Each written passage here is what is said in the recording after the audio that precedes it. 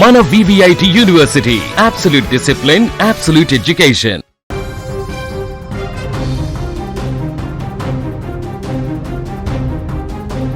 ఫిర్జాదిగూడ యువతి తేజస్విని మృతి కేసులో ఊహించని బిగ్ ట్విస్ట్ చోటు చేసుకుంది.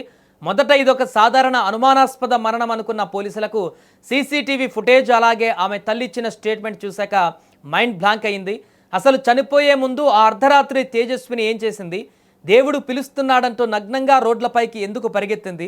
గుడిలోని విగ్రహాన్ని తీసుకుని చెరువులో ఎందుకు దూకింది? అసలు ఈ మిస్టరీ వెనుక ఉన్న సంచలన నిజాలేంటి? నిన్న పోలీసులు రికార్డ్ చేసిన తల్లి స్టేట్మెంట్లో ఎలాంటి విషయాలు వెలుగులోకి వచ్చాయో ఒకసారి తెలుసుకుందాం. ఏపీలోని విజయనగరం జిల్లా దేవపల్లికి చెందిన వక్కులగడ్డి ఈశ్వర్రావు, అరుణ దంపతుల కుమార్తె తేజస్విని బెంగళూరులో సాఫ్ట్వేర్ ఇంజనీర్గా పనిచేసింది. పని ఒత్తిడి తట్టుకోలేక 6 నెలల క్రితం జాబ్ మానేసి వైజాగ్లోని తల్లిదండ్రుల దగ్గరకు వెళ్ళిపోయింది.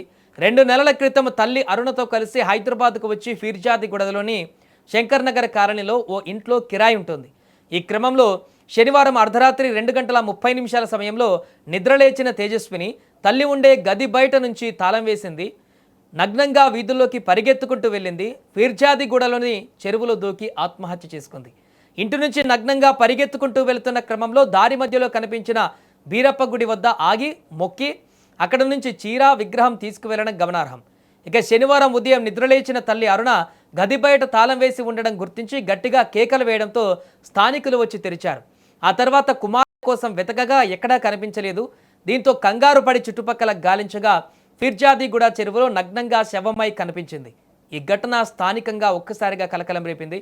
ఇక తేజస్విని చనిపోవడానికి ముందు ఆ అర్ధరాత్రి అసలు ఏం జరిగిందనే దానికి సంబంధించిన షాకింగ్ దృశ్యాలు స్థానిక సీసీటీవీ కెమెరాలో రికార్డ్ అయ్యాయి.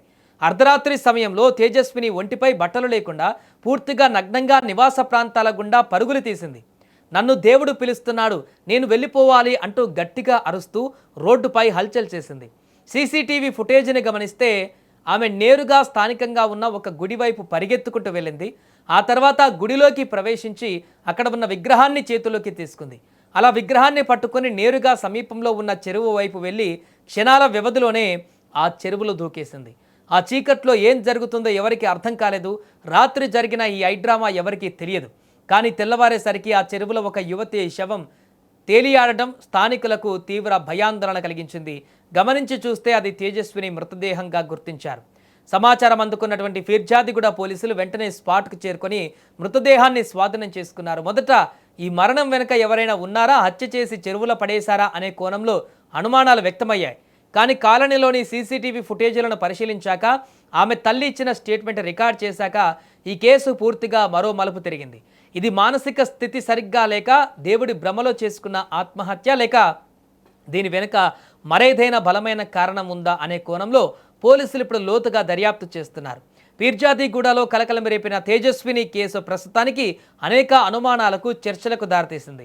పీడకలలు, దేవుడు పిలుస్తున్నాడనే భ్రమల వెనక అసలు మిస్టరీ ఏంటనేది పోస్టుమార్టం రిపోర్టు, పోలీసుల పూర్తి విచారణలో తెలియాల్సింది.